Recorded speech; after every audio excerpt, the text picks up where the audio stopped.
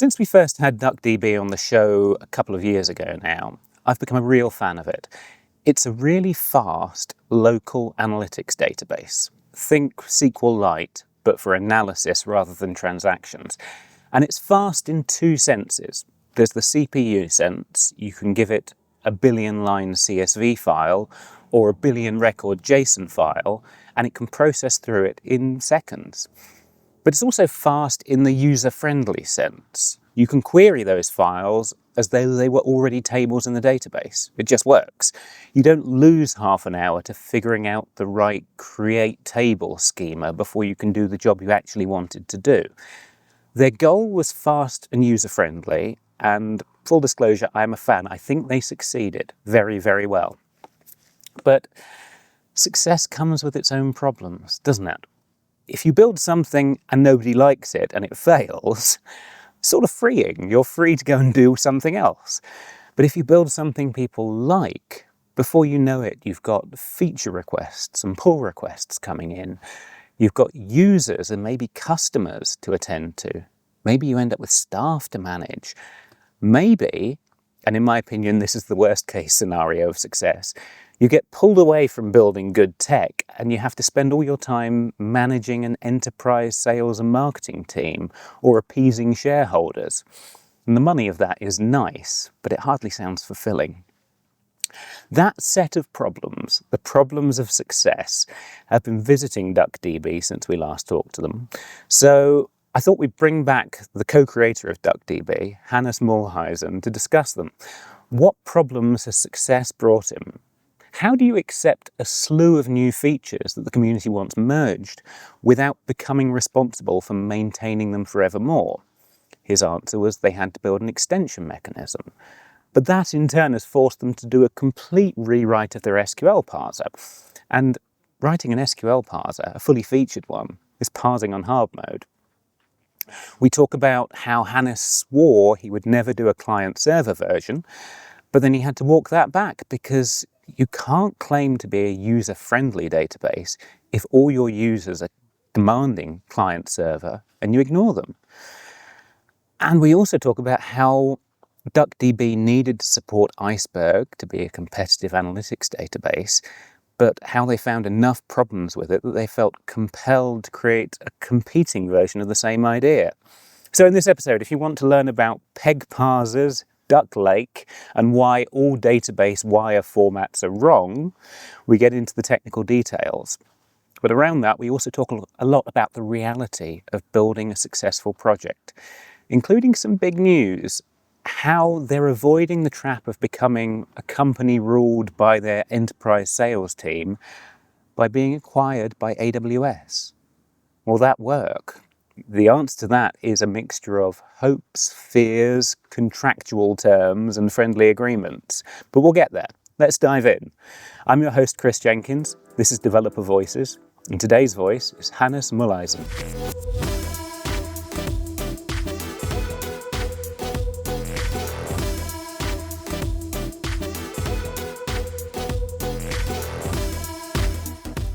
I'm joined today by a returning guest, Hannes Mühleisen. Hannes, how are you? I'm great. How are you, Chris? Great to be back. I'm very well. It's great to have you back from the duck-filled heart of Amsterdam. Yes. We have many ducks, and we have actually adopted ducks in the zoo here as a company because we figured we have such a deep love for ducks. There's a plaque somewhere and everything.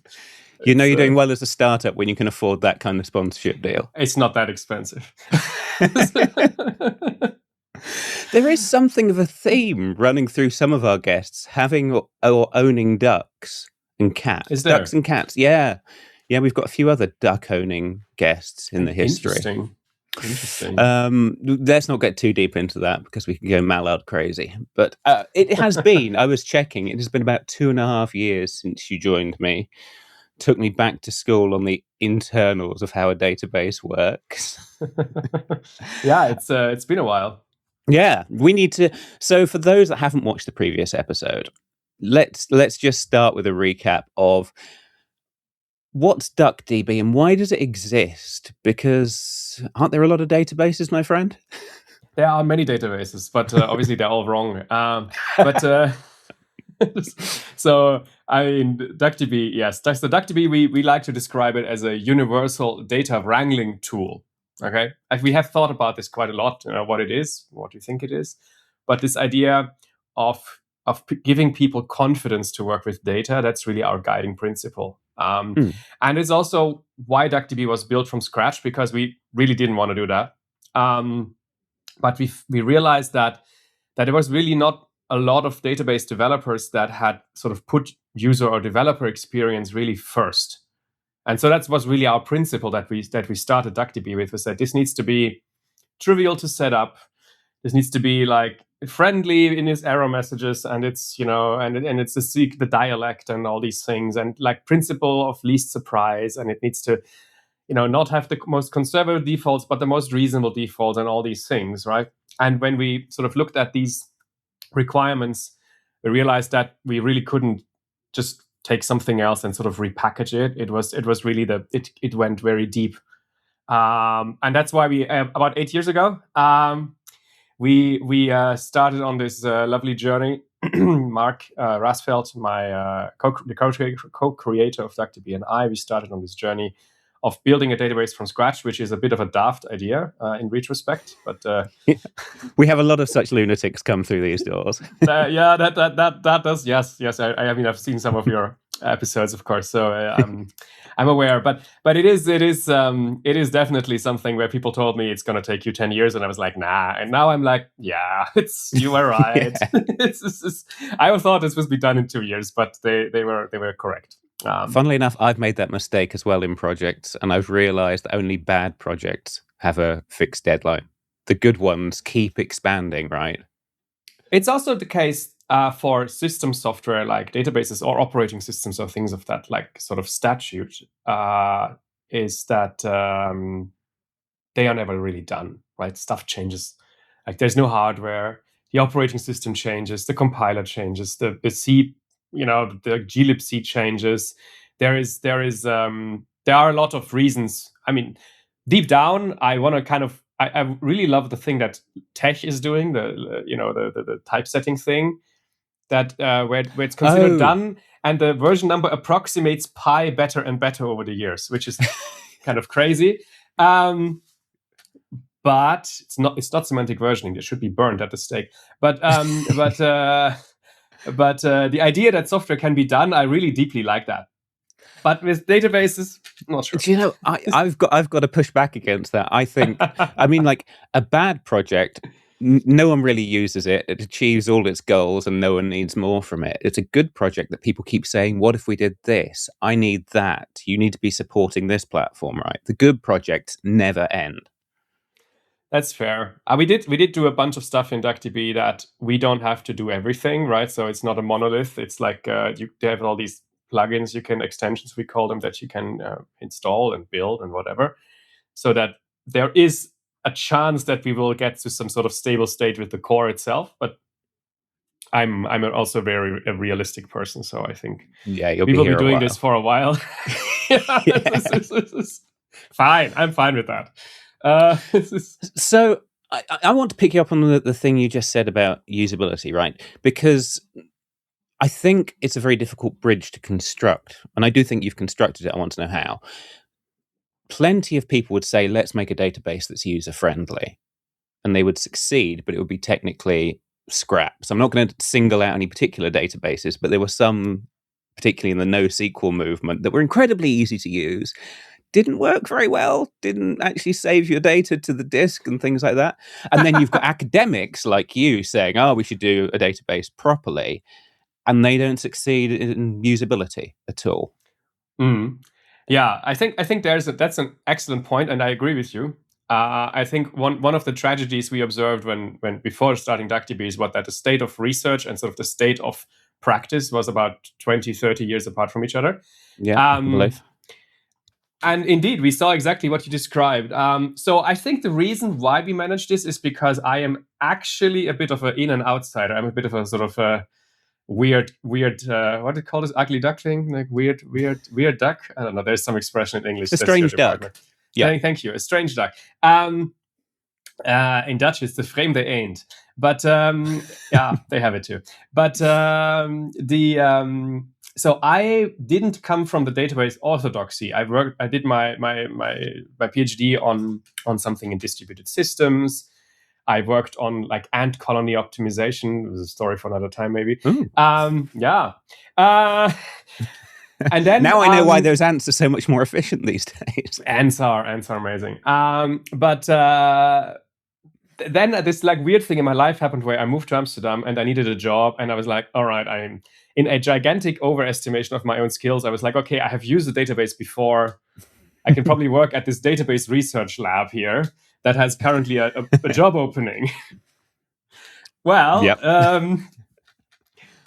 So they ended up hiring me, which is still, I still am amazed they hired me. I don't know why. And I actually led that lab later, and I wouldn't have hired me. So you know, it's like it's one of these like car crushes of history. But the result was that I wasn't educated like everybody else, because a PhD in databases is like very structured thing.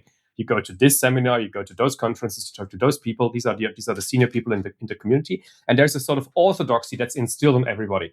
And user friendliness is not one of them. I can imagine it's not on the curriculum. It's not in there at all. And so I think that was why because I wasn't really an outsider. I mean, I'm still a computer scientist. I'm still a nerd. I still like stuff, right? And I still appreciate the orthodoxy of databases, but it is not absolute to me. I feel like I like this idea that you make something that needs to be sort of have.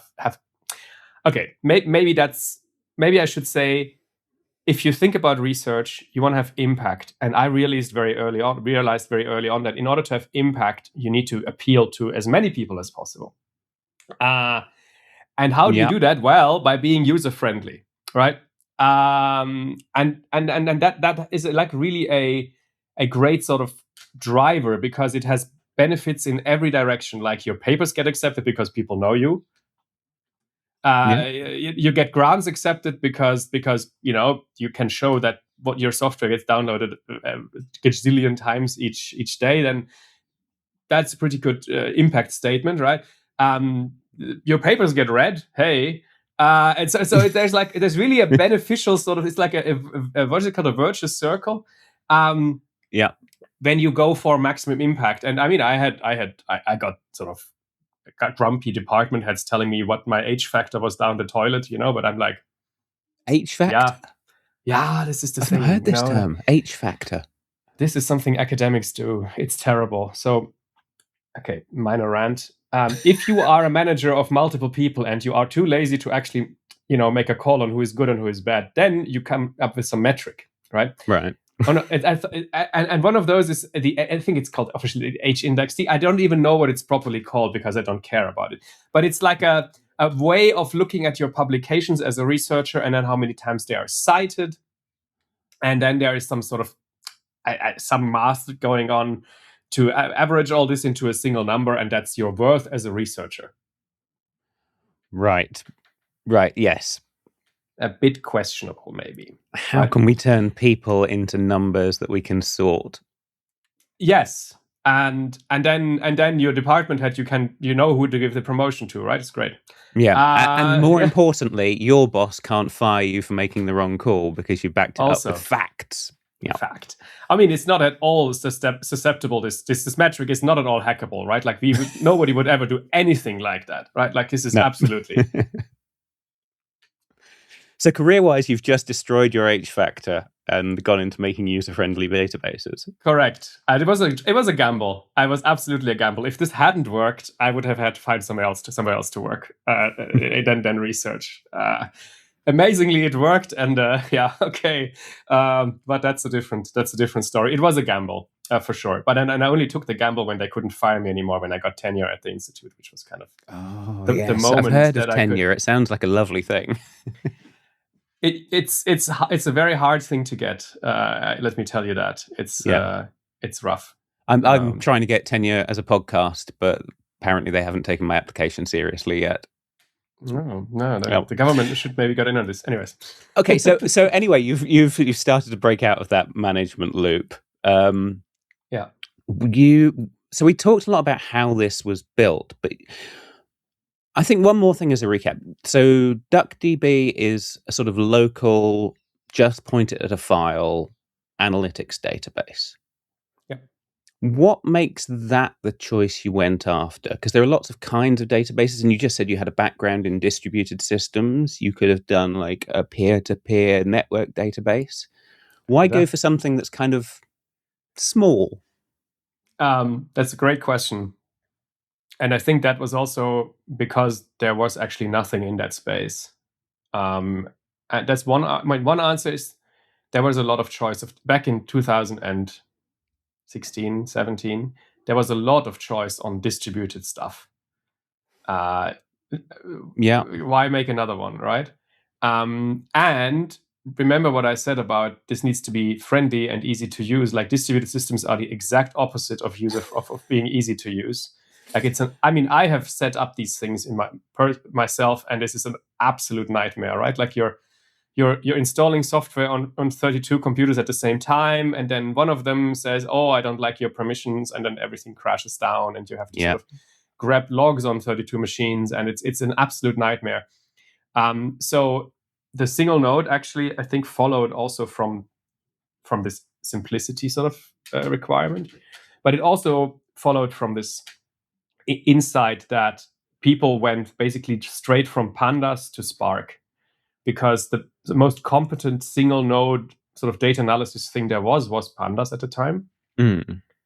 And I mean, pandas is obviously amazing, and Wes is a friend, and we talk.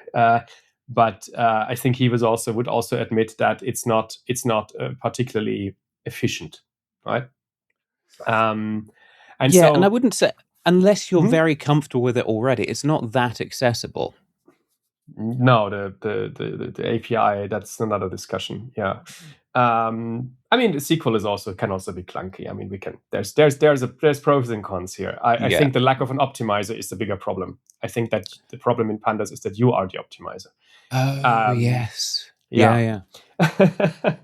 Great thing. We just have another job. But I think there's nothing. It's like if pandas stopped working for you, that was it. You had to go to Spark with all the problems that come with distributed systems and cost. So we also realized that there was a lot of space between where pandas ends and where the capabilities of your machine end. There's a huge gap there, and that's where DuckDB is, of course. So DuckDB can really make the most out of the hardware that you have. And hardware has become quite amazing. It's an absolute tragedy. We use like a MacBook, with a M4 or whatever to run Chrome. This thing can do serious data crunching if you let it, if it has the right software. And so that's also something.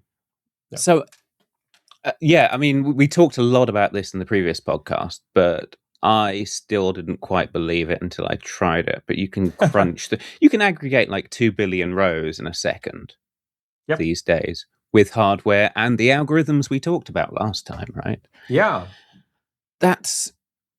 And yet still seems like a struggle to get a spreadsheet up some days. We're doing it wrong. We have one of our most popular extensions, DuckDB, is the Excel reader, which I think is hilarious. So you can point DuckDB at your spreadsheet. It's like, oh yeah, and as a table, so you can say select star from food or from XLS. My spreadsheet. Yeah, absolutely. Yeah. Oh god, I didn't know you could do that. Okay, I'm adding that to my... Because I use that sort of thing. One of the things I like about DuckDB is you can query a CSV or a JSON file directly, as though it were a table. Didn't know you did Excel as well.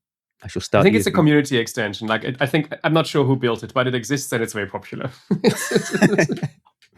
So maybe I should point people at the previous episode if they want to get all the details of how we get to there. But we left the last episode with DuckDB as a local, very fast, very easy to use, single file database. To me, it was SQLite, but for analytics. That's absolutely the tagline that we went with, and I think it's still a good tagline. I think that we maybe want to talk about the path or the journey so far since then, but I think it's it's changed a bit like more into an ecosystem, I would argue. Like it used to be the SQLite for analytics, and now people call it the Duck stack. The right? Duck Like it stack. is the Duck stack. Yeah. And that is true, right? We did a lot of outside like the single node database. Of course, that's still a very core thing we do, and we still push it like crazy. But we have done more things. We have sort of put tentacles out from this. This is exactly where I want to go, right? Because one thing you decided to go from that was like a client server model with that Quack? Was actually quite recent. Yeah. That was something we Quack. Yeah, I mean, obviously it has to be called Quack because how do two ducks talk to each other? Makes sense. They quack, right? Yeah. We do have a rule in the company: no stupid names. And then I said, okay, we should call it something more boring. And then some of our DevRel people were like, no, absolutely not. It needs to be called Quack. And I was like, okay, fine.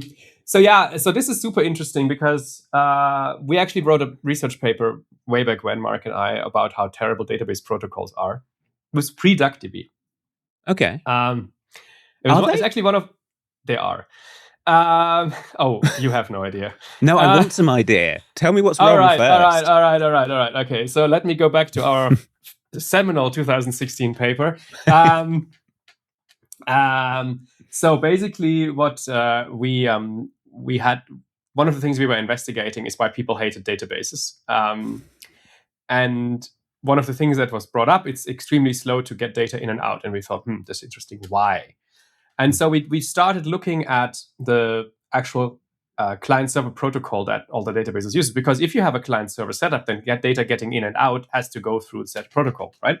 And so we wrote a research paper it was published at VLDB, a very prestigious conference in databases.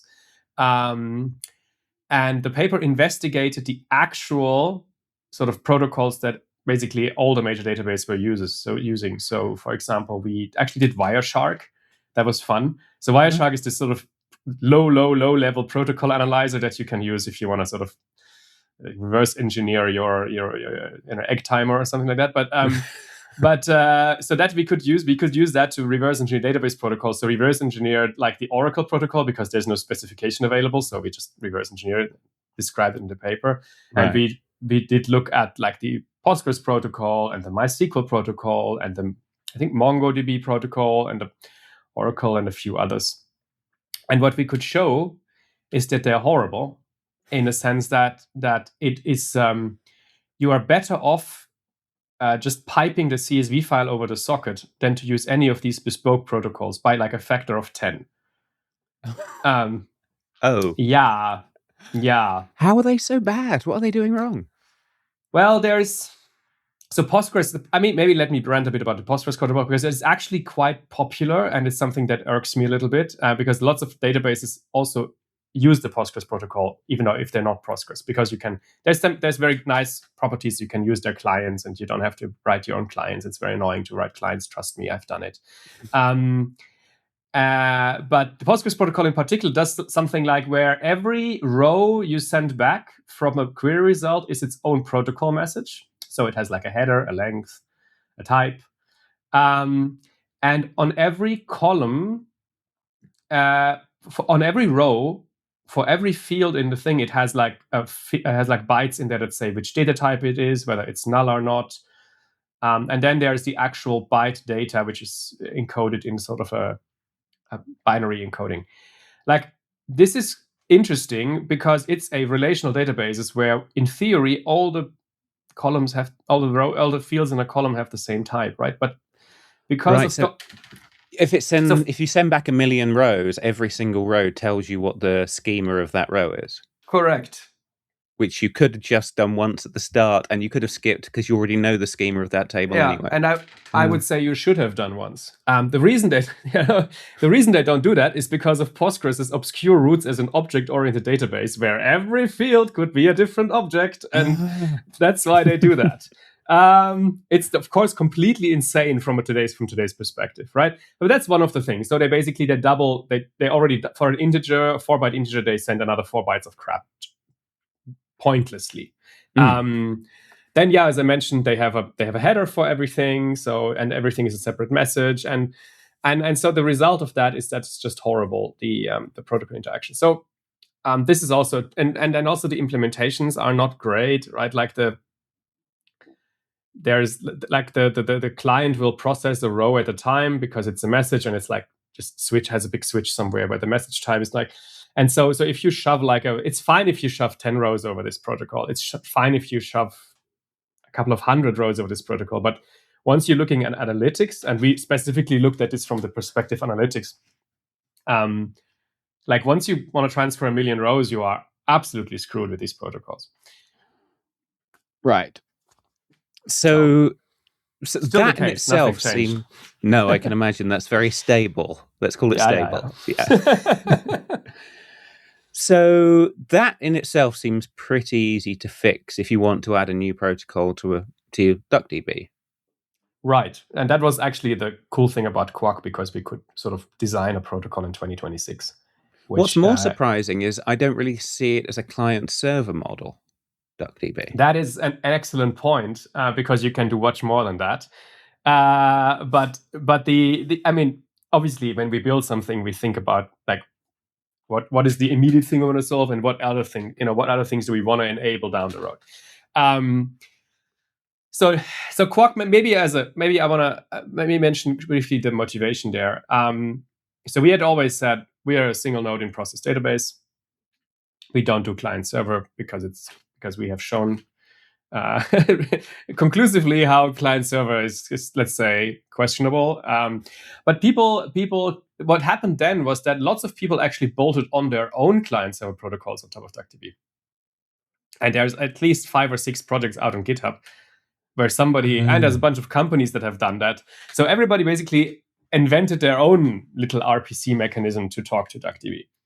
And then other people bolted something called Arrow Flight SQL to DuckDB, which is like an attempt of the Arrow project to make a database protocol, which is, in my opinion, flawed, but an attempt was made.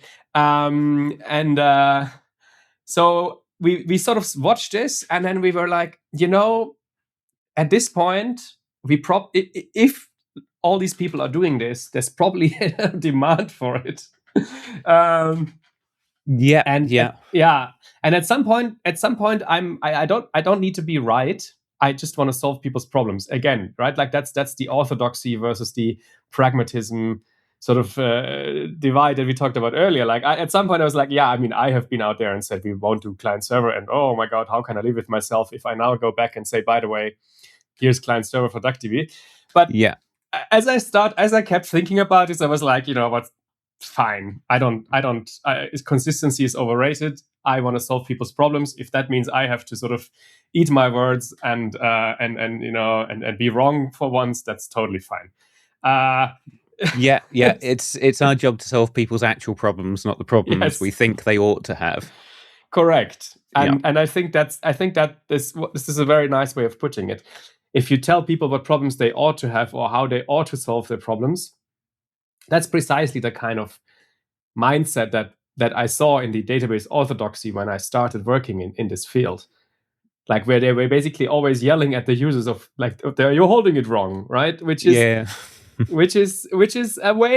maybe a way of doing it. It's not the way of doing it. I would say it's and that's something where we have a very different approach. Like if we see 15 times the same issue report, we say, hang on, we need a structural solution here. We can't just keep explaining them how they're holding it wrong. We need to somehow fix this structurally. We have to, have a warning message that will. That was a good example. Recently, there was somebody, Rusty, one of the valued community members in DuckDB. He said, guys, if for sometimes DuckDB doesn't have a defined result set order. For example, if we read from a source that doesn't define a result set order, if you then put an offset without an order by, so SQL has this offset thing where you can say, give me this row, give me everything from row 10,000 to row 20,000 or something into the result. If you have a non-deterministic input order and you have no sorting criteria on the query, and you specify an offset, the results are completely non-deterministic, which is by definition. Yeah, it is. This is very true. And I was about to write back like, you're holding it wrong, and then I was like, and then I thought about it for a couple of hours and days, I don't know. And I went back, no, we need to fix this. And now I pushed a pull request a couple of weeks ago where, if this in this situation, it will show you a warning, say, hey, this is non-deterministic. You can make it deterministic by adding an order by, but just be warned. We've told you, right? At the very least, yeah. And that's the kind of thing that's the same thinking like with this Quack thing, right? It's not about being right. It's about solving people's problems with data. Yeah. But doesn't it open up a whole host of problems that you hadn't originally designed for? Because by the time you've got client server, now you need to worry about concurrent writers, which is where the whole problem just becomes databases explode at that point. We had support for concurrent writers for a long time.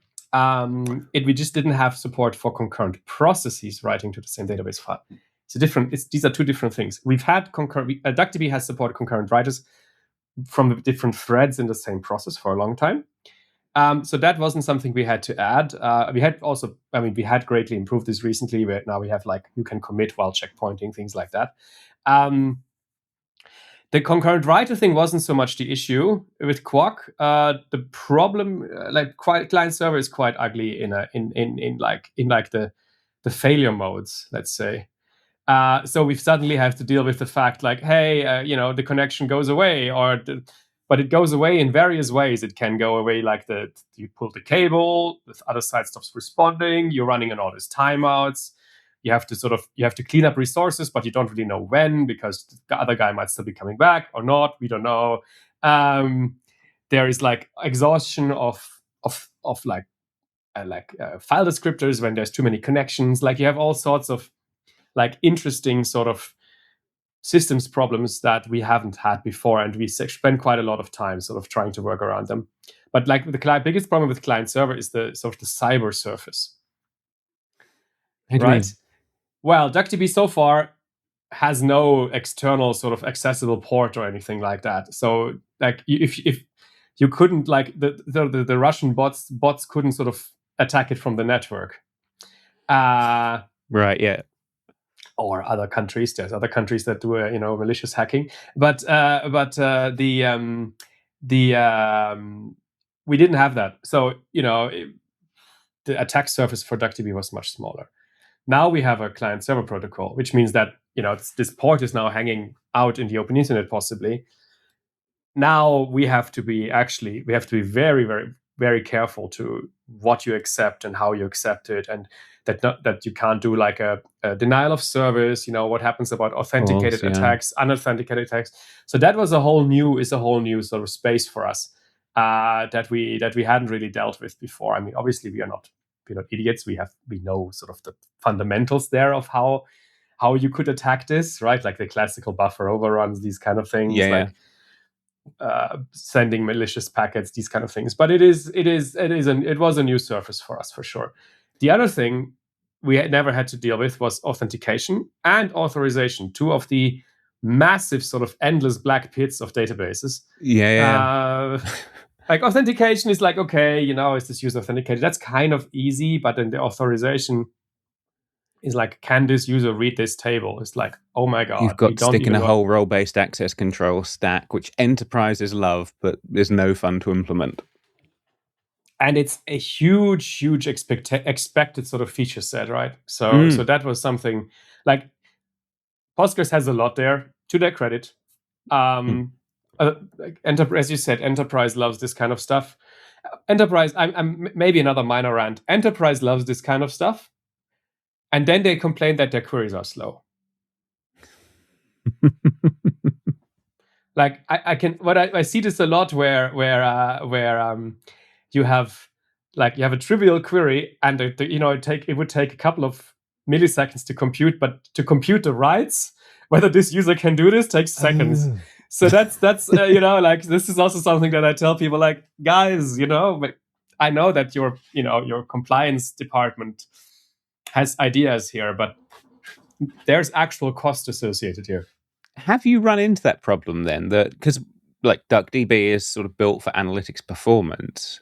Are you saying the performance has dropped just for the sake of security, or have you had to solve that? We had, the way we solved it for now is we added callbacks that you can define. You can say, okay, so for authentication, you can give a callback, which is a SQL level function that I will pass the credentials the user has sent over the protocol, and your function can say yes or no. And if it says yes, it will let them log in.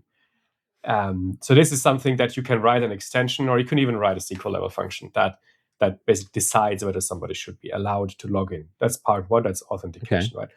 Then for the authorization, we have something similar now, where there's a function that gets called before the query gets executed with the query, with the user that's authenticated.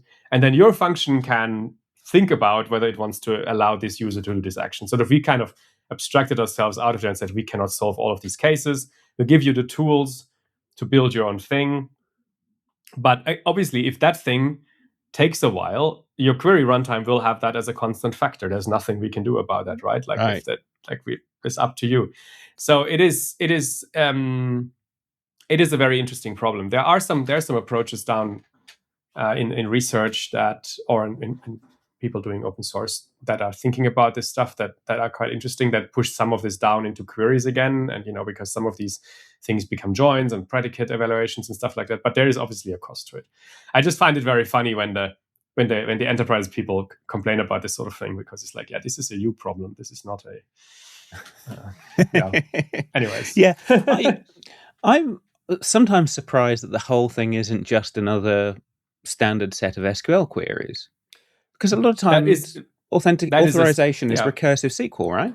Yeah, that is a great way of doing it. I think that's not typically how it goes. Typically, this is a completely orthogonal thing in an engine, and I don't think it's a great idea. But and I think we are working on some there's some ideas internally on how to make this more a SQL-y thing. But yeah, whether this will, I don't know. I'm not sure yet where this is going. Let's just say it's also not something that I am particularly excited about, honestly. I don't, to be quite honest with you, like every company is different. Any enterprise is enterprisey in its different way, and they have the money to solve this, so they should just leave me alone. Right. Yeah. So you're just sort of giving them the access points to plug. I give them the way of doing it, but yeah. This leads to something we didn't talk about last time, but I wanted to know how it works under the hood, which is DuckDB's whole extension mechanism. Right. Yeah, this is very cool. So it's fun background story there. We built this extension mechanism because we didn't want to merge a particular pull request. So somebody who we knew sent a pull request, and we were like, we hate this. And this was about graph stuff in databases, and I have not so positive feelings about graph query processing either. I think it's a bit of a distraction, but we can talk about that. But anyway, somebody sent this pull request, and we were like, we hate this. So let's give you hooks in DuckDB so that you can do that yourself without bothering us anymore. Another solution to the you shouldn't want this problem. I kind of, yeah. And also to the feature creep as well, right? Like something like, for example, the Excel reader I mentioned earlier, right? Like not everybody uses this. So why should we bake it? There's other databases, I won't name names, that are just bolting every single feature that they can dream of to the single binary that they ship. And as a result, the binary is like a couple of gigabytes. Great job.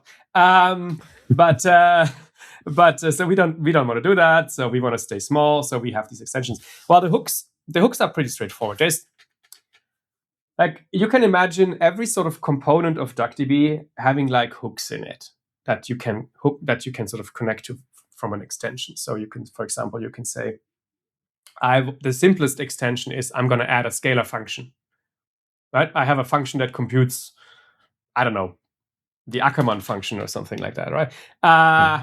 That is not shipped with DuckDB. We don't have the Ackermann function, okay? As far as I know. But let's say you want to do that. Well, then you make an extension, and that extension will say, I have a scalar function, and it's called the Ackermann function, and this is the implementation. And then that you load that into DuckDB, and then it will be added to the internal list of the list of functions, and you can call it from SQL. That's functions. That's scalar functions, right? Before you go on, give me more details on that. So what do? Do I write a C function and give you the binary in a header file, or what? Well, you typically write against a header. Yes, there's a header DuckDB extensions.h, and that will have sort of will have functions that you need to interact with DuckDB. For example, there will be a function in that API that says I want to register a scalar function, right? Right. And so you call that function, and what does it take? Well, it takes a name, it takes like some definition of the parameters that function takes. Are they strings? Are they integers? Mm-hmm. What type does this return? We are type-safe system, so we have to say which type. And you will also give it a callback that has the actual implementation of the function. And so the callback then has to conform to a function signature for scalar functions. And that will then, is a defined sort of thing where here's a parameter that gives you the input, like the vectors. That DuckDB is a vectorized system, so you get vectors as input and you produce the vector as output as a scalar function. And then there are some helper functions in the API that help you to extract, let's say, integers from this input. Say, okay, loop over this input, give me the numbers. Then you do your own thing to compute Ackermann. And then there's another set of functions that allow you to put that number back in the output vector. And that's kind of it. There's also other stuff that, you want to raise an error, or you want to, do other. So that's kind of very straightforward. It's a C function, and we are currently moving. We had two APIs. We had like internal C++, and we had a public-facing C API. But we are currently moving everything to this public-facing C API because it gives us cross-version stability. It's very nice. And so basically you program this API, and this API is quite expensive. You can create functions, like you can create types, you can create other kinds of functions like aggregate functions or window functions or table producing functions.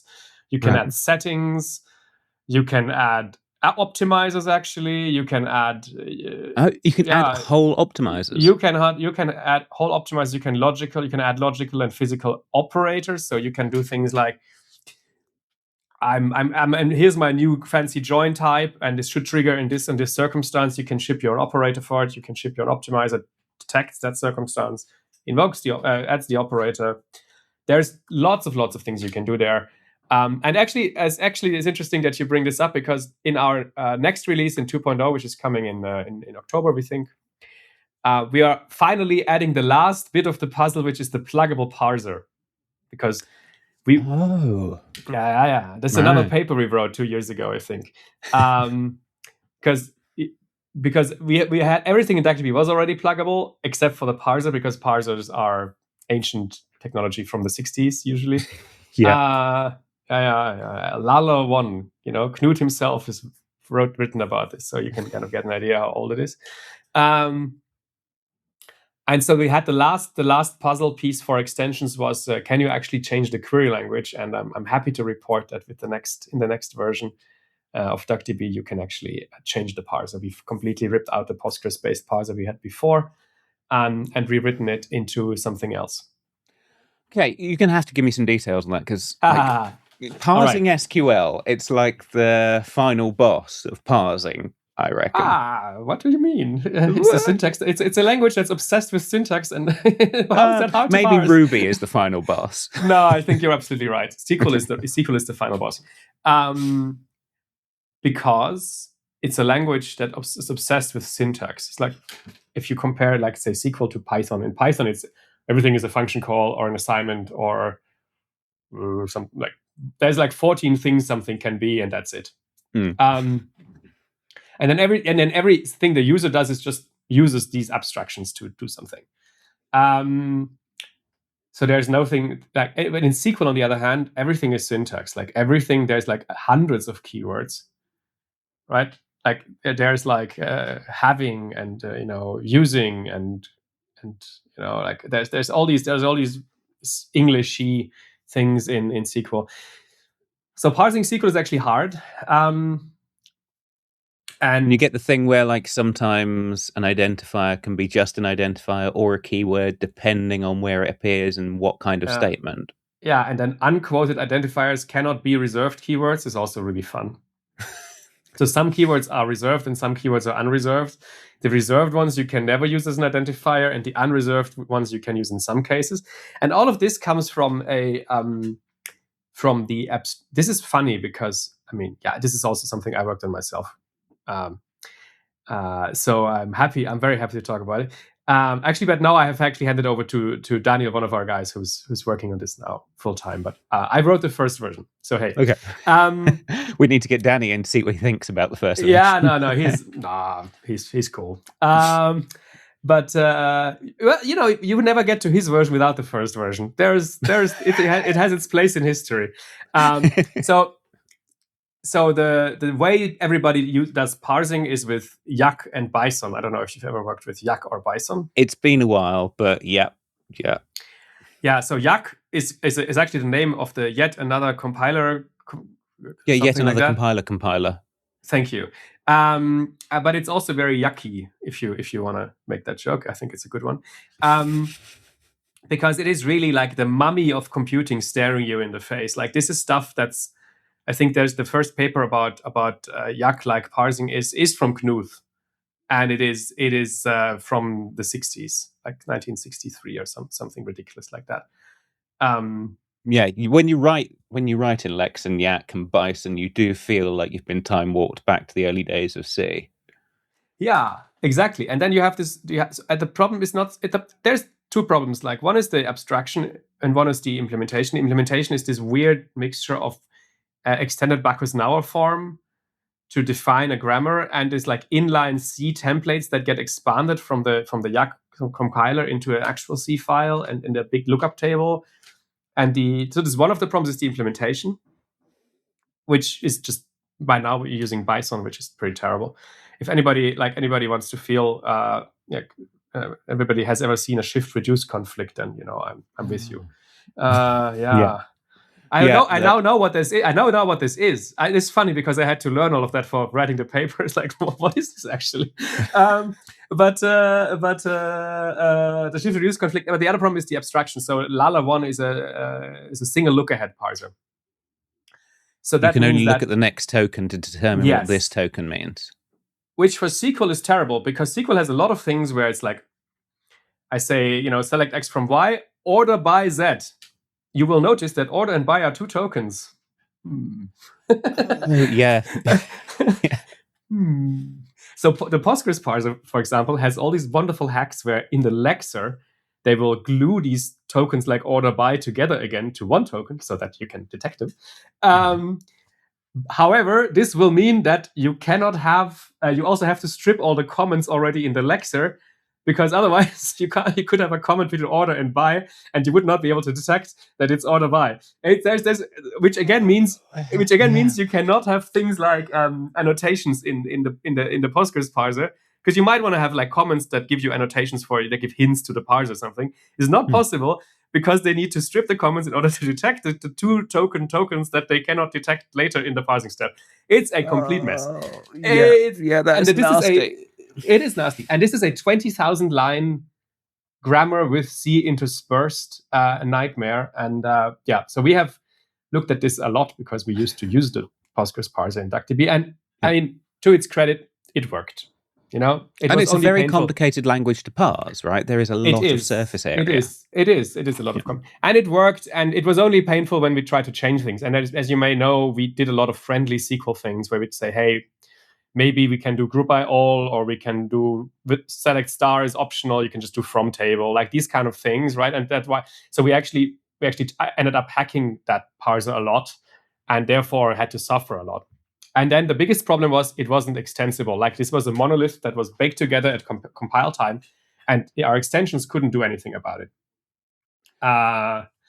Which is annoying because you want really, in order to deflect more of these requests of people wanting stuff from you, they need to be able to also change the syntax, because there's some people that want different query syntax. There's some project, I forgot the name now, but there's like some project of Prequel, for example, is one of them, where people have like propose different kinds of SQL syntax, right? It's not possible in the Postgres parser. So we ended up rewriting the parser from scratch to accepting that memory is slightly bigger than it was in 63 now. Right. Yeah. And that whether parsing takes a microsecond or a millisecond really doesn't matter, right? Like we have some more sort of space in this whole thing now. So and if you have to hold lots of potential parse trees before you commit to one of them, that uses up memory, but not much. Not a lot, no. Yeah. And so we've written this to something called a PEG parser, which is a much more recent abstraction, which is also something Python has, by the way, switched to. They did this too. Okay. They switched from a couple of years ago, or maybe not that long ago, I think 2 or 3 years ago, like Guido himself switched to Python from a yacc parser to a PEG parser. So we basically, and PEG is like a recursive descent kind of thing. It's like a greedy, it's a different abstraction, but it works better. And the nice thing is you can modify that runtime. So now you can load an extension into DuckDB, and that can say, hey, here's my new parsing rule, and here's the transformer that tells you what kind of logical tree I want to make out of this parser, or this parse sort of set of symbols. So that's very elegant. You can basically, sorry. I'm curious, like, what do you actually use? Is there like some PEG library I choose for C? There is. That's what we use for the prototypes. There is the PEGlib that's actually very nice. Okay. PEGlib, good name. I think it's called PEGlib. But we ended up writing our own. It's not complicated. It is not. Like the grammar has like 5 different constructs, and you can really make a trivial. I wrote a trivial interpreter for it. It's not crazy. We just ended up writing our own PEG interpreter. It's not so wild. It's you have to evaluate. It's a recursive thing. So you evaluate like, oh, I see an alternative symbol here, so now I have to descend these 2 trees at the same time. I see a multiple times kind of statement. So I can invoke this multiple times. There's some sort of optimizations because you don't want to have you want to do. It's very easy to hit like recursion depth limits there, so you have to be a bit careful with how you manage this kind of state. We're probably still going to rewrite this into a iterative algorithm just to manage, because one of the wonderful things about C is that, or C-like languages, that you can run out of stack space. I still don't know why. But you can, so we've rolled our own, but it is really just the normal PEG grammar and we've written a SQL. We've actually done this ourselves. We've written a SQL grammar for a PEG parser that we ship with DuckDB that actually other people already have started using, which is kind of cool. Oh, it's open source. So of course, everything is open source. Yeah. So we have this PEG grammar now, and we have this parser for it. And I've actually heard, and I'm not allowed to say who, but I have heard that another major database is interested in adopting this parser. So it's also something that might have impact beyond DuckDB, which is interesting. Which is very cool to hear that. Like, it's like, what, you wanna rip out your parser, really? Okay. That's a show of confidence. It's I mean, and again, something that I found really amazing, similar to like nobody had ever written a scientific paper about protocols, like the client protocols we just talked about. Nobody had ever written a scientific paper about parsing. And you think there are hundreds and hundreds of joint papers, right?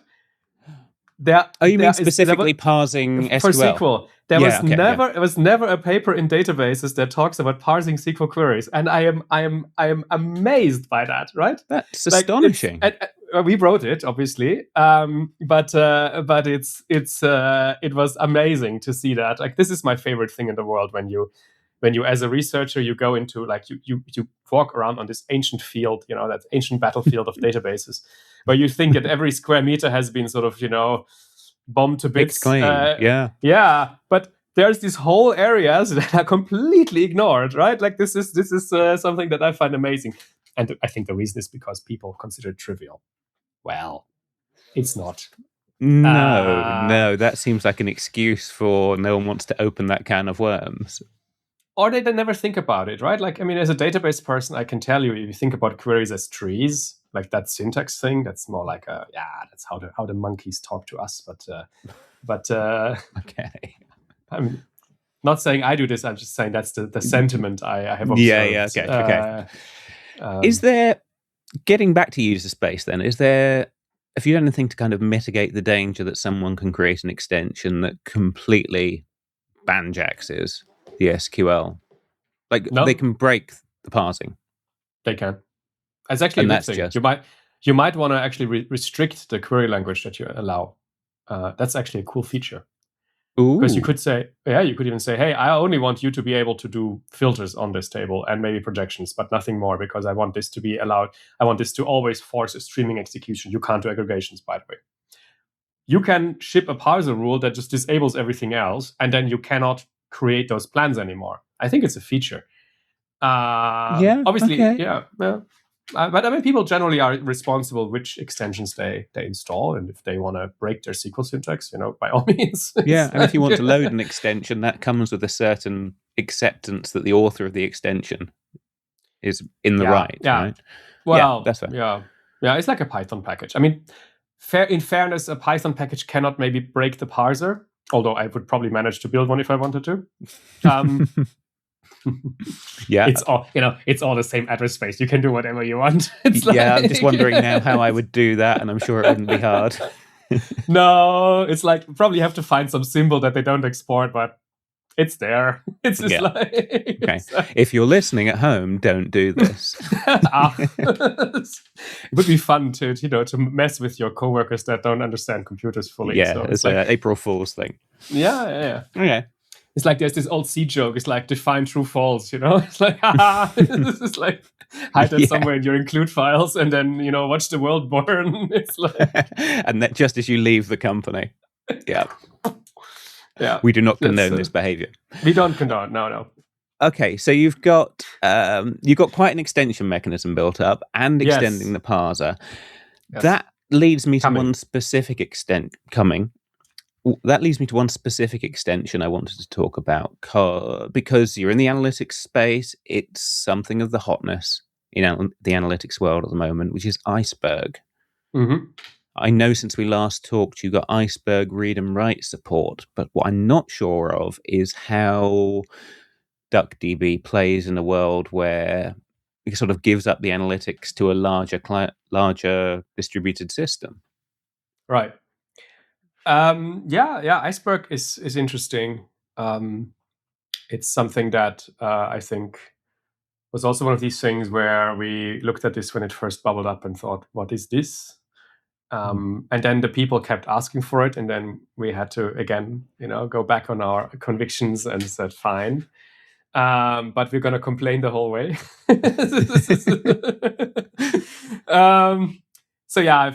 Iceberg is this idea. It is a great idea to have to fix this problem of naked Parquet files on S3, being the way how you store data, like this whole data lake idea, right?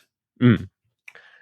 And so this is one ingredient, and the other ingredient you need is change. Like people always treat change as an afterthought, right? It's like, oh, the data has to change. And then having spent a lot of time in the kind of real-time change tracking world, it is often an afterthought at best. Correct. Yeah, exactly. I mean, that is, and it's also the academics are guilty of that, because we do static benchmarks a lot, and it's like, it works fine. Moving on. But like, but the changes. Everything flows. We know this. The Greeks knew this.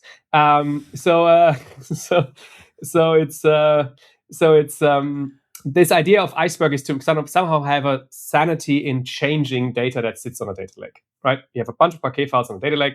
You want to be able to add rows to this. You want to be able to delete things. You want to be able to update things. You want to be able to change your schema with some level of sanity, right? Yeah, And I just agree to with fill that. in the gap, Parquet files being let's store everything in a column-oriented fashion for analytics performance. Right. Yeah. And Right, then the Iceberg thing on top is the catalog that says where all the data is and manages adding. No, not really. There's two layers there, actually. There's the first is the change management layer. That's another set of metadata files that sits on top of these Parquet files. The worst format in the world. It uses Avro. I don't know if you remember Avro, but it's from the Hadoop. Yeah, you do? Yeah, we'll might come back to that. We might have to have that debate, but carry on. I know, I have some rant is there.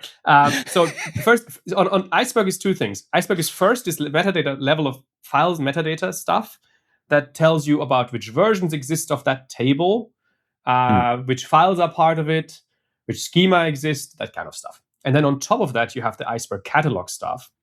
And those are not files, that is a service, right? And that's like a REST API kind of thing that indeed does tell you which tables exist and where they live, and gives you credentials to maybe read from S3, things like that, right? Like there's two layers there. And actually the file metadata stuff was first, and later on they tacked on the REST API. It's also called the Iceberg REST API. That came later. Yeah. So that's kind of Iceberg. And yeah, it is quite popular. People like it. I think the reason people like it is they don't want to be locked in. But in principle, the idea that people want to sort of own their data and make sense of it, and it not being locked up behind. Sometimes be able to query it from lots of different places without having to move all the data from vendor A to vendor B. Yeah. And without having to pay. Like if you do a full table scan in like Snowflake, it will be expensive, right? Like if you read the same files from S3, it will be much cheaper, because in the end Snowflake is just a margin on top of Amazon cost, right? But I feel I have to declare I have worked for Snowflake in the past, so I'm staying out of that. I like these guys. They have a very competent system. Don't get me wrong. It's just that I think the pricing model of companies like Snowflake and Oracle has kind of created the lakehouse formats in the first place. That's just my theory there, because they were quite expensive. But anyway, yeah, their whole business model. We can certainly say the business model is value add on top of the data, and then you can debate on how much value and how much add. Yes, exactly. Yeah, so that's that. But we looked at Iceberg. Yeah. Sorry. So you wanted to get into that world of Iceberg is becoming the lingua franca of analytics data, or? Again, we were kind of pushed into it by people. I think it was like the most requested feature for like 2 years straight. And then we also worked together with a bunch of companies that ended up sponsoring a lot of the Iceberg work. And this is also how our company Duck Labs was kind of operating, or is operating, is that if you care strongly about a feature and you're a company that has lots of money, then you can pay us and we'll prioritize that feature. So that's how it happened with Iceberg. Right. So we worked on it, and we also built I wrote the very first prototype of the Iceberg integration for DuckDB myself, which is how I learned a whole lot about Iceberg. Right? Like it's that's the way to do it. It's the way to do it. Do you know what? If DuckDB can read natively from an Excel file, then reading from Iceberg isn't really something you should exclude, right? That's true. And again, yeah, absolutely. Now we should be able to read from Iceberg. And I think we have actually, I think we're getting close to be the most feature complete open source implementation at this point. Really? It's quite a bold claim. I know. 2.0 will have it. I think a blog post is in the works. I think we're getting there where we actually we have the sort of the most check marks in the big matrix of Iceberg features. And because it has been so important, and we actually have a team at this point working on this here in our offices.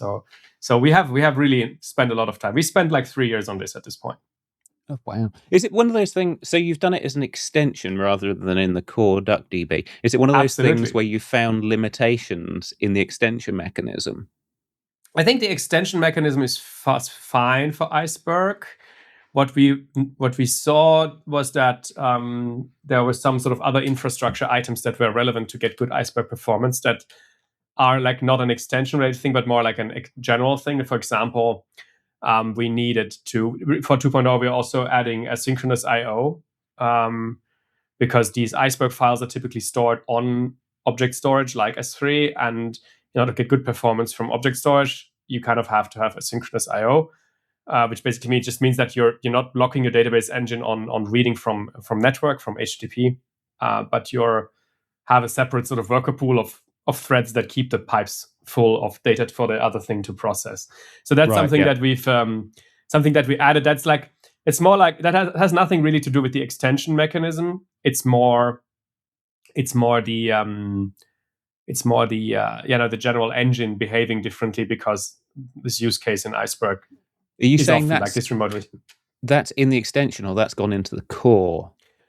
That is in the Parquet reader. The Iceberg extension uses the Parquet reader to read Parquet files, and the Parquet reader now has this async stuff, so it will just be faster, and that benefits everybody that reads Parquet, including the Iceberg extension. One thing that we had to figure out for Iceberg is how extensions have dependencies with each other, which is an absolute nightmare. Because Iceberg obviously uses Parquet, the Parquet extension. We're not going to duplicate the Parquet reader for Iceberg. Fun fact, by the way, Spark, in its infinite wisdom, ships 2 Parquet readers, one to read Parquet and one to read Parquet files as part of Iceberg. Why? These are no idea.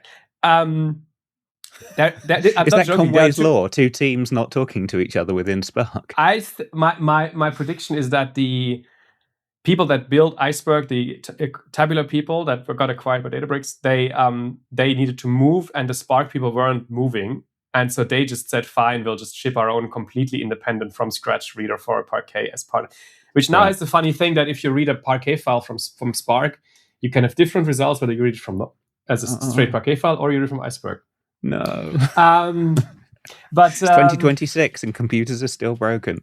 Oh, yeah. Right. But we didn't do that. So we added dependencies between extensions. So the Iceberg extension uses the Parquet extension. We also have an extension that reads Avro files, because obviously Iceberg uses Avro files for the metadata. It also uses JSON, because it wasn't enough to have Avro files as a metadata format. It also added JSON as a metadata format. So then the Iceberg extension also depends on the JSON reader. And we had to figure out how to do extension dependencies, let's say, to get this Iceberg stuff to work well. But it works. It's fine. Okay, then I'm going to pick you up on your Avro thing, because you said the problem with Postgres and lots of database protocols is like they're putting the type in every row, right? Mm-hmm. And this is one of the things that Avro completely fixes. It like puts all the metadata first, then just streams out compact binary data. I would have thought you'd love Avro. No, I don't. I regrettably not. I also built an Avro reader from scratch, by the way, to understand Avro. And I've also built a Thrift reader from scratch to understand Thrift. It's how do you still look so young? You should look old and haggard by this stage. I shaved today. I'll do it. Now, I love serialization. It's one of the joys in my life is to figure out how to take multidimensional data structures and put them into a one-dimensional storage medium and back. It's great. It's somehow I love that. But then it's so that's, I mean, I guess why I spend so much time on this stuff. But Avro was built for Hadoop, right? It comes from that world. It was originally built as an RPC format, and later on somebody invented a file format around it. And indeed, you have the metadata that contains a schema as JSON for some reason. Like, one of the things that bothers me, if somebody invents a file format that then depends on another file format to describe something that could have been done in the file format. But okay. So they use JSON to describe their schema. Fine.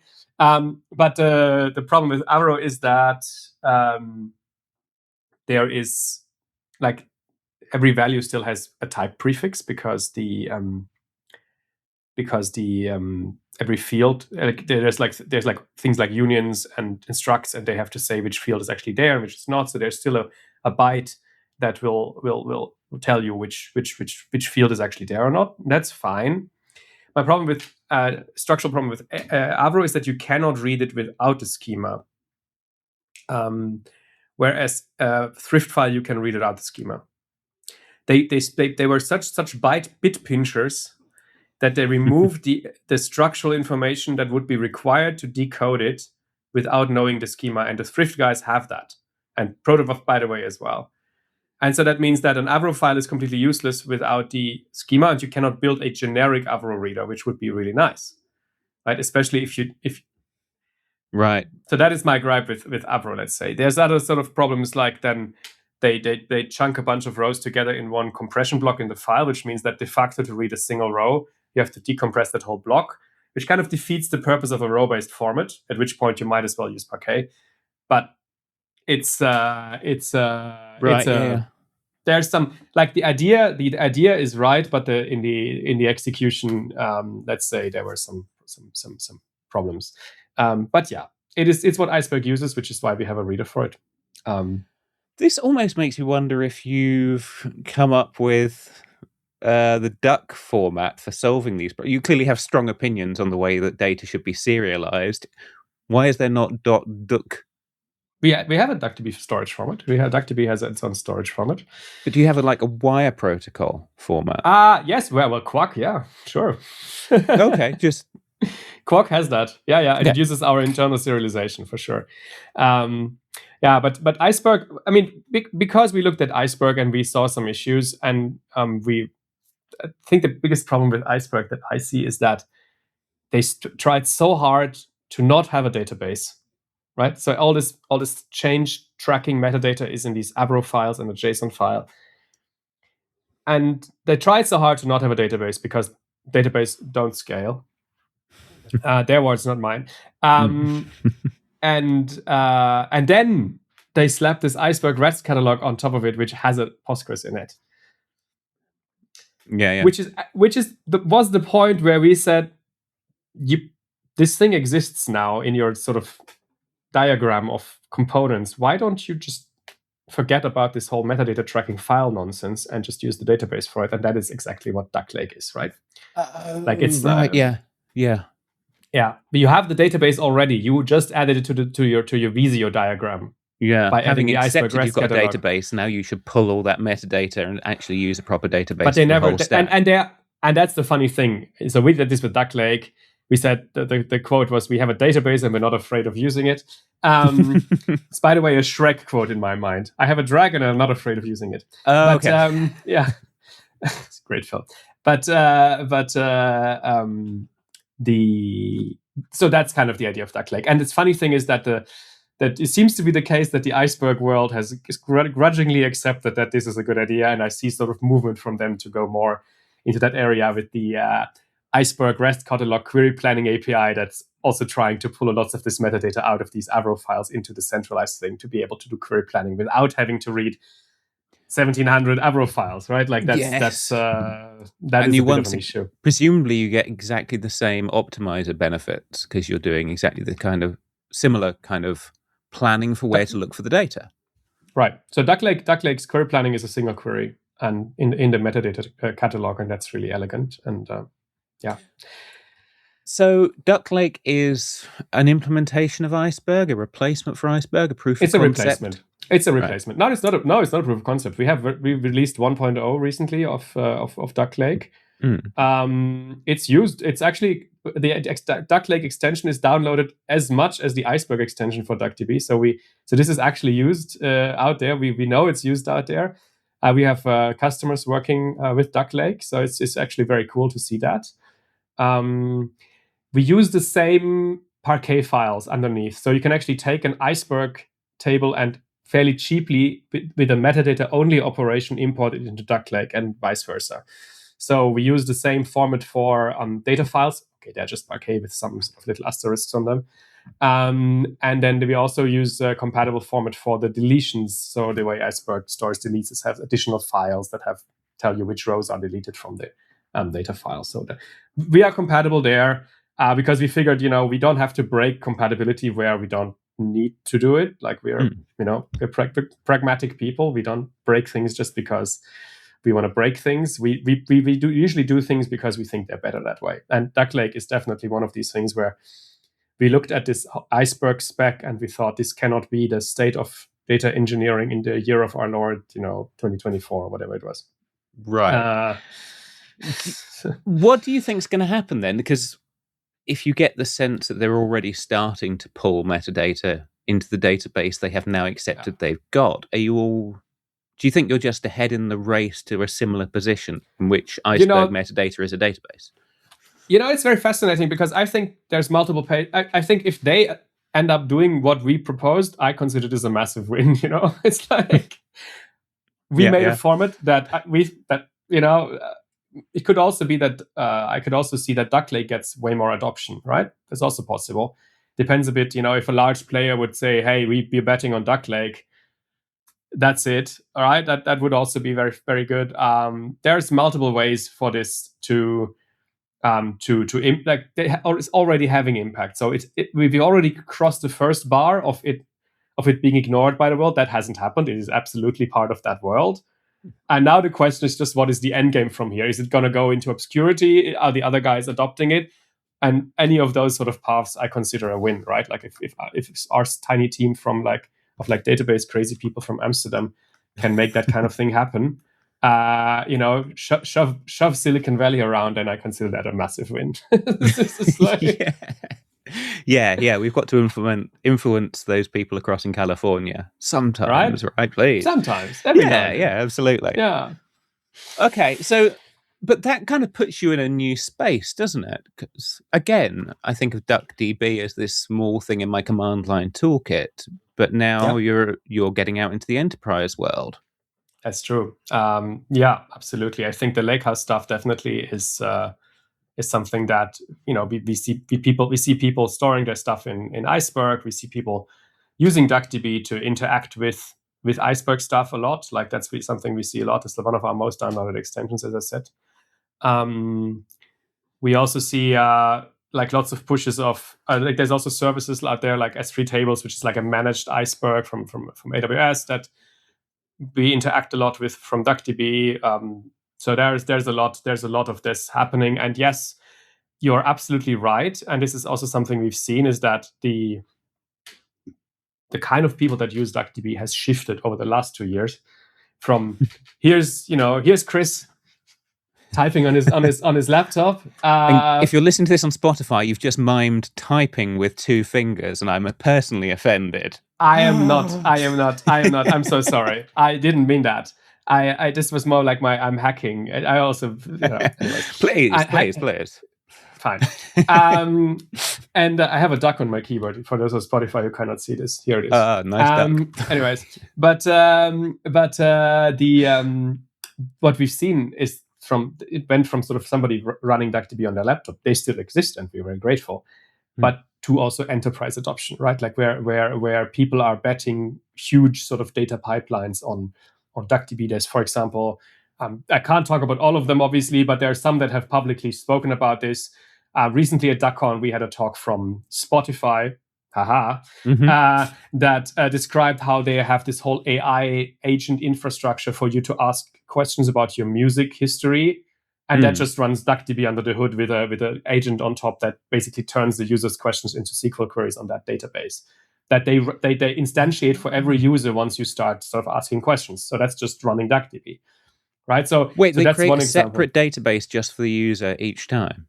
Yeah, it's there's a talk at DuckCon, as far as I know. That's what I remember from it, that they just instantiate the DuckDB instance.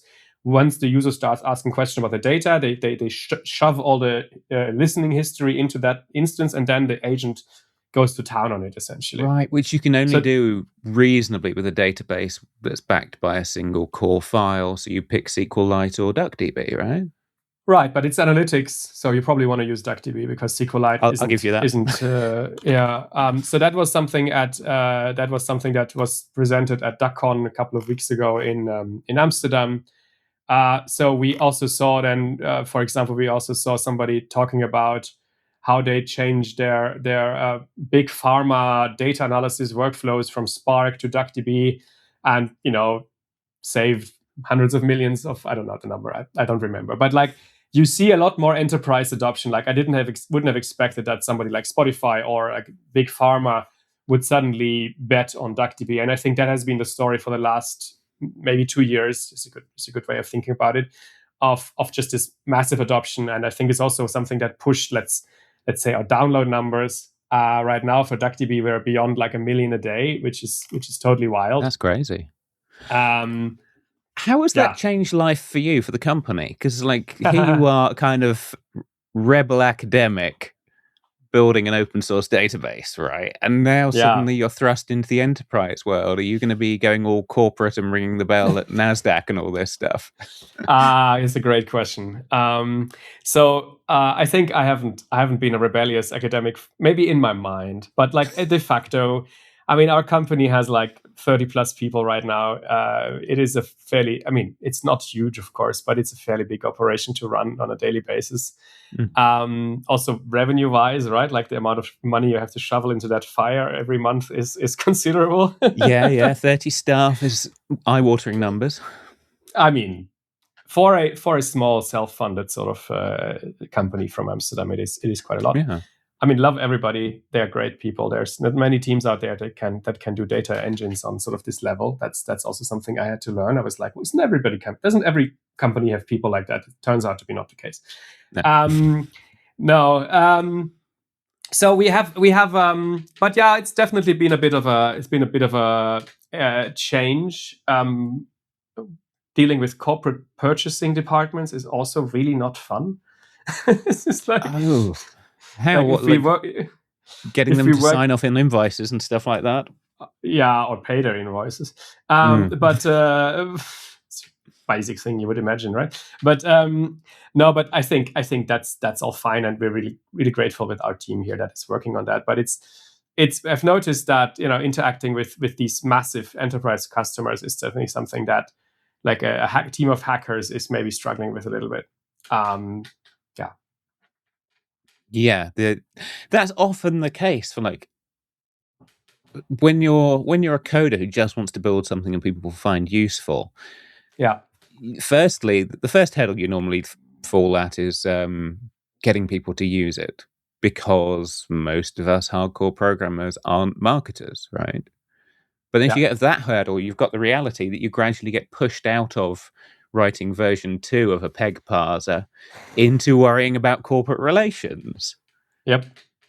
Well, that's actually true. It's funny though, the marketing aspect. We had a blog post yesterday about DuckDB 2.0 coming out in fall, and it was on the top of Hacker News for like all afternoon, which is something that still feels to me like we've got the marketing down still. But no, absolutely and I think going forward, it's also interesting, like what kind of company we want to become, right? Like in the it's always been clear that we want to continue doing this. We want to keep pushing database engines, but it has also become clear that we would have to probably become a different company if we wanted to really push DuckDB to the next 2-3 orders of magnitudes of adoption, right? Like that we would have to have, I don't know, sales, marketing, corporate stuff, account managers, these kind of things, right? Like that's definitely something that we have been sort of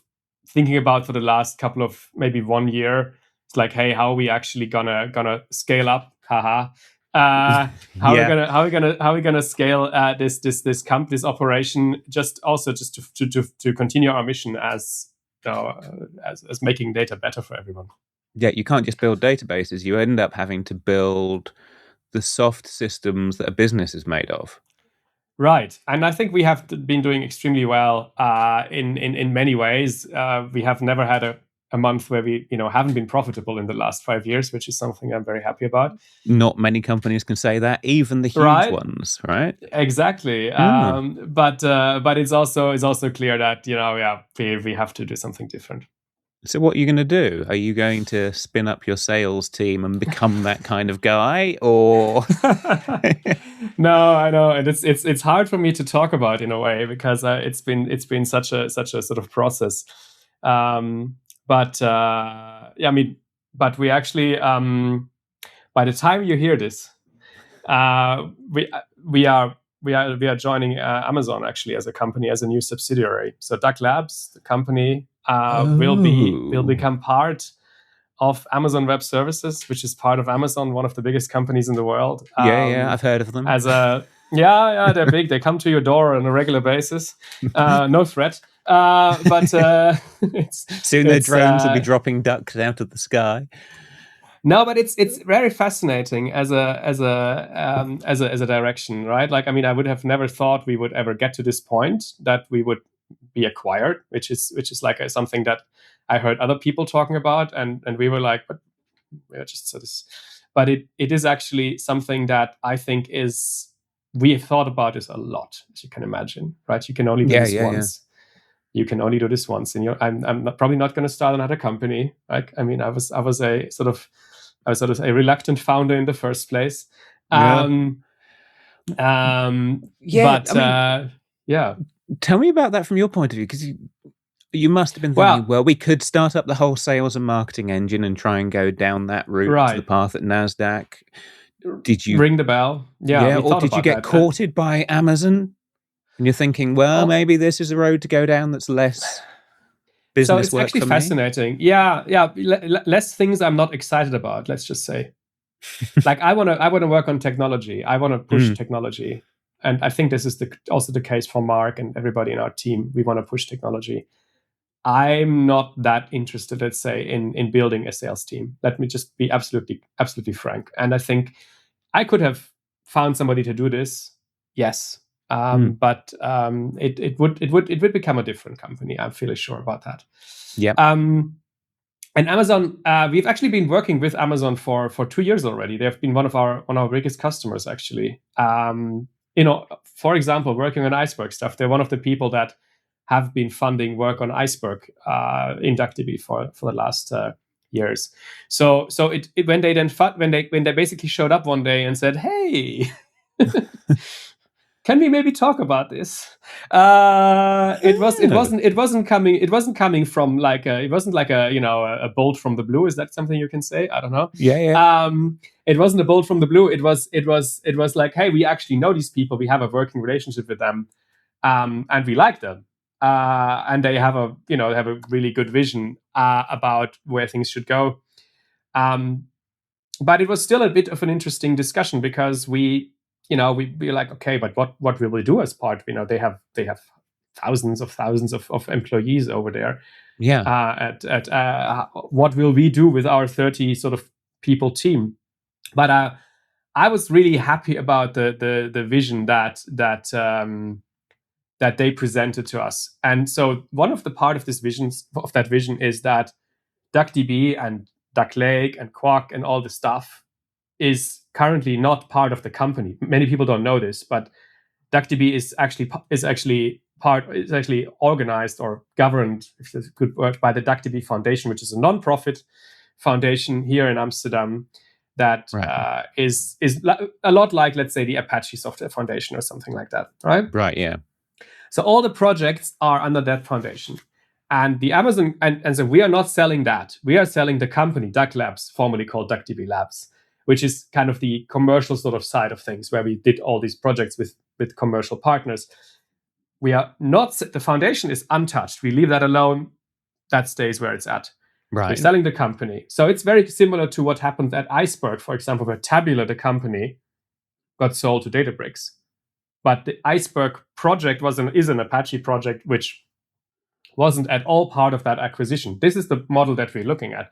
And it's not only that we're going to... It's also not only that we're going to let the project sit in that foundation and sort of, never touch it again. But I'm really excited that the AWS guys are also really committed to us pushing DuckDB and DuckLake and all that stuff in the foundation for years to come. So in fact, we're going to have more people working on that stuff than before, right? So that's really fascinating. Yeah, is this a thing where you're going to have to think about making sure you open up the foundation to non-DuckDB and therefore non-Amazon members? Well, Amazon isn't part of the foundation. There are donors to the foundation. We highly appreciate that. But I think opening up the foundation to get input from all DuckDB users more than maybe we have been doing this in the past is definitely part of this. We care about the ecosystem, of course, that we've built, and we want to make sure everybody that uses DuckDB is continue to thrive. And I think that's kind of also is really unique. I think that AWS is really on board with that, right? Yeah. Are you not worried? I would be worried that what they say today will change 3 years from now as their management structure turns over, and suddenly you find yourself in a different set of promises. I think that's an excellent point. We have spent a lot of time thinking about this in the various legal documents that's been flying around. Yeah. But we do have a long-term commitment all the way up. They're sort of structured that this is what they're planning to do for the time going forward, independent of individual people being in individual positions. So we have their commitment on that they will let us continue to do that. They want us to continue being effective and push things in DuckDB, and I think that is. I'm confident that we have the commitments that we need to keep doing that without it being dependent on, let's say, one person sort of changing jobs. Maybe like that's definitely a case we have been thinking about. Like, you don't want to end up in a situation where your one champion at AWS retires, or no, exactly. That is something we have actually spent quite a lot of time thinking about, talking about with them. We have gotten commitments from them that make us confident that this is really their long-term strategy, and that's really exciting. I think that's pretty unique. And again, like DuckDB, the foundation doesn't change, right? Like we might even end up opening up more to more people having input on the foundation roadmap, for example. But it's not. But like the projects are not moving. The license doesn't change. If anything, we plan to increase the speed of with which we're doing things in DuckDB, like the amount of people being able to contribute to core. So that's exciting. Yeah, this deal must come with certain material benefits for you and Mark, right? But it must also come with a lot more resources for the company, I assume. Yeah, no, absolutely. Like, yes, of course. I mean, they're paying to acquire a company. I mean, we're not going to tell and people how much it is, because it's not important. I hope you've been suitably rewarded. Jeff Bezos can afford to put a few pints in your back pocket. I think my beer budget is safe. Let's just say for the foreseeable future. It's all that matters in the end. But I think the resources, for sure. There's some things I'm excited about. Is of course resources in terms of people, right? Like we had to be quite conservative in adding people to the team, just because we are a self-funded company, and we need to, whenever we signed a work contract with somebody, we need to make sure that we're able to pay that for long term. So we have been quite conservative in hiring. We are actually don't have to do that anymore at the same degree as part of AWS.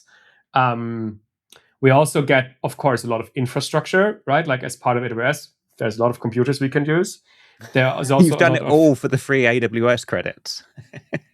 Absolutely. No, but I think what's also super interesting, and something we've always been locked out of, was the ability to see real world workloads. And that's really a problem. And maybe I should talk about this a little bit. So you worked at Snowflake.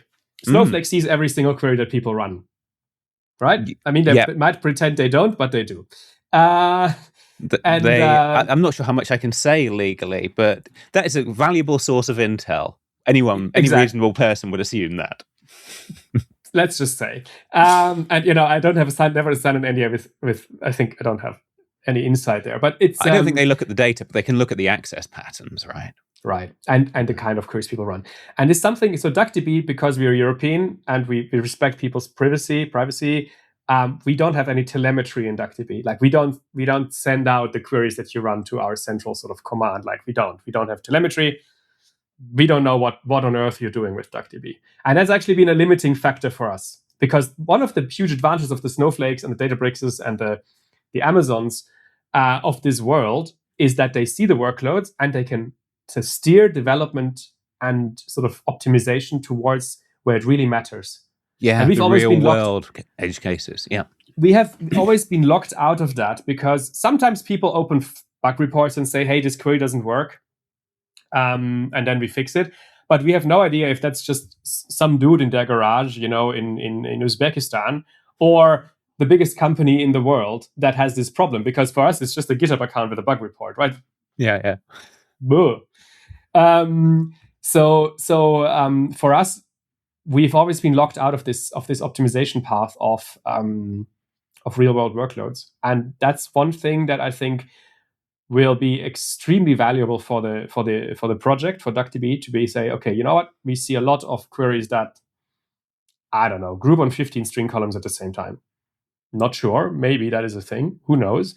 But we can then say, all right, and now we're going to actually optimize, everything about these things, because we see them being such a relevant part of real world workloads. And I think that's one part where it's really going to come together in terms of, us being part of Amazon, really improving DuckDB itself. Right. I think that's going to be very exciting.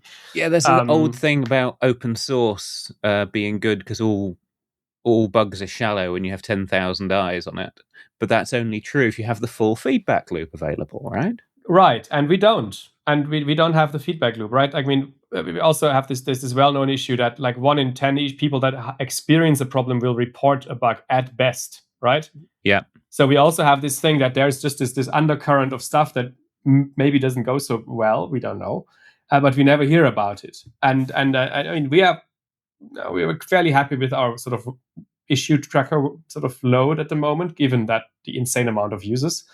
But like we are really interested in sort of closing that feedback loop, to say. Yeah, I mean, also there's also exciting stuff that, I mean, obviously Avalos is planning with DuckDB that I can't yet talk about, but down the road there will be announcements, of course, and that's also something that I'm looking forward to, is what can be done as part of such a huge organization. And again, I think the thing I'm really amazed that, and it's also a bigger part of why we were considering this in the first place, is because they said, we want you guys to be this entity that has just that just contains database query processing expertise. As an independent entity, we're going to be Duck Labs. We're going to remain Duck Labs. It's just going to be an Amazon company or something like that, right? Like that's I think the part where we are not going to be absorbed or anything like that into 15 different product teams, but we're gonna stay together as a team to push query processing. Hey, something I care about. And I suppose you can't 100% guarantee that will happen, but if you went down the I'll start a sales pipeline and grow that way path, you couldn't 100% guarantee that would work either. Fun story. So I talked to some founders of some big database companies that I cannot mention, they're running SQL as a service kind of stuff. Yeah, and they very in the beginning, because we were thinking about whether we should make have a service like a SaaS for DuckDB, and they told me, like, look, a couple of years down the line, the sales people will run engineering, because they will dictate what you have to build for them to close more deals, because that's what the whole company is sort of, and their share and the stock price is predicated on. And I heard that and I thought, that's interesting, and it's not necessarily a world I want to be in. Yeah. Right? Yeah, it's not an expansion that comes for free. It comes with a set of shifting priorities. Right. And I think AWS is kind of big enough for that to be maybe a little bit more disconnected. Like we can really push on technological excellence and know that will spill over, much like they already do in other areas, like with the CPUs is something I find quite impressive, where they're building their own CPUs, right, for the data centers, the Graviton thing. And they push everybody, like, this is something that people benefit, and from it's more efficient, it's nice to the planet, all of that. So this is, I think it's really going to be fascinating. It's I don't know a lot yet. By the time we're recording this, we're in the final stages of negotiations, it's gonna happen. Okay, one more question about that before we get to another technical thing I want to talk about. Sure. How does I just want to know, because you don't often hear this story. How does that affect you? Because you are the co-founder of a successful company that's been profitable every month for 5 years. You're a big fish in your own pond. Right. And I can see the pros and cons, but how does it feel for you? Oh, it's super fascinating, because one idea I had to come to terms with is having a boss again. Yeah. I know that feeling, and it doesn't go easy. thankfully, the person who is going to be in charge, I've been able to work with him for the last couple of years, as I mentioned. So I think I have a pretty good idea what he's like. So that's reassuring, but it's definitely going to be an adaptation for me. I mean, obviously, in our company, if like the only restrictions we had were what you cannot legally do, right? I mean, there's a very sort of wide, like especially in Holland, you can do a lot of things. It's like there was I mean, the Dutch are like just historically business friendly in that sense, right? So there's not a lot of restrictions on companies. Yeah. So we had to follow the laws, but that was it. And I think that I mean, it's not that we did anything crazy, but it was very sort of nice, like can we buy this ridiculous thing for our team's entertainment? Absolutely, right? Nobody can tell me that that's not okay, right? Like that was so that's gonna that's maybe a change. Another thing I've noticed is they're gonna have to do performance reviews. It's been a while since somebody did a performance review on me. Yeah. You may find, as some people in your position have found, that you've some point in the past 5 years become unemployable. It's possible. But I'm okay. I have made my peace with that idea. It's okay. Maybe I don't have to look at the performance review. How about that? Yeah. It gets written, but I never see it. That's kind of my thinking right now. Ignore the performance review, ignore the sales department, and just carry on writing serialization formats. Pretty much, yeah. I think that's of course. I think I'm gonna be fine. Don't worry about that. But it is definitely going to be different. Different in terms of the parameters. Obviously, I mean, it's a big company. They have rules, and I understand that. It's gonna, but that's we'll see how that goes. Yeah, I suppose there's also the advantage that they're a big company. They won't be paying that much attention to you in the global scheme of things, I guess. That's also true. Yeah. We'll get you back in 18 months and see how it's actually gone in reality. That could be. Yeah, happy to. So there's one more technical question I wanted to ask, because in a way this is surprising you haven't got it already. I saw coming in the pipeline triggers. Is that that's forthcoming DuckDB feature? Triggers are coming in 2.0. Yep, we're gonna have tons of. I mean, we have this blog post out yesterday that has like a preview for 2.0.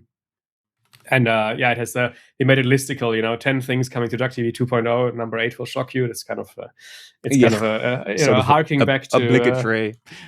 It's gonna The question then is not why triggers, but why now? Because we have the year of the server in DuckDB. This is the whole sort of, we had the year of the lakehouse last year, and now we have the year of the server. And triggers are one of these things that you kind of need when you're running a server, because you want things to happen based on your data changing, and that's I think why we are doing it now. And there's also other things down in the pipeline that's still coming past 2.0, like we're going to do a PL SQL kind of thing where you can write actual programs like stored procedures in DuckDB, and it's going to be fast this time around. So we have Dennis here, who is awesome, who's did his PhD on compiling PL SQL to recursive subqueries, and we're gonna implement that. He now works for us, and we're gonna implement that in DuckDB in the future, so we can have stored procedures written in pure SQL but fast. So that's gonna be exciting. Exciting that's coming to DuckDB. Written in pure SQL, so it's not like a programming language wrapped around SQL. There's not PL Duck coming. PL SQL is like you have like if else loop kind of constructs as part of SQL, right? Right. So it's to that kind of old spec rather than just SQL, or you're inventing your own language. I think we're probably going to make it nicer because it's quite clunky. You're right. Yeah. We have some ideas on how to make the syntax better. But the idea is that this is a SQL level thing that allows you to express arbitrary computation in a SQL-E sort of thing. and that's getting evaluated by DuckDB in an efficient way. Okay. And is that going to, because you compile DuckDB to WASM, is that also going to be available in the browser? Yeah, for sure. Okay. Everything. This is all coming to the browser for sure. That's. I could ask you a million more questions, but we can do a follow up. There's lots of exciting things that's coming for sure. We are hard at work getting 2.0 out of the door. That's always a bit of a crunch. Yes. But that's the team is working hard on that. I'm very grateful. I shall leave you to that. At the end of the year of the server, when we found out how the AWS acquisition has actually played out, you must come back and tell us. I will be happy to. Excellent. Hannes, thank you very much. Thank you so much. Thanks so much, Chris. Absolute pleasure talking to you. Always. Cheers. Thank you, Hannes, and best of luck. I hope the deal works out really well. I'm told it's being inked pretty much as we speak, so may you live in interesting times. However it plays out, I think you'll end up writing more code than if you'd gone down the enterprise sales management route, so I think the world's a better place. As always, you'll find links to everything we discussed in the show notes, including a link to the previous episode where we really got into the weeds of how you build an analytics database from scratch. Personally, my homework is to go and learn more about peg parsers, because I'm a fan of parser combinators and I don't know much about peg parsers. I'll go and make that my holiday reading. Before we all go away and learn stuff, please do take a moment to like, rate and share this episode. And make sure you're subscribed, because we'll be back soon with, I think, a compiler expert. Stay tuned for that. But until then, I've been your host, Chris Jenkins. This has been Developer Voices with Hannes Mühleisen. Thanks for listening.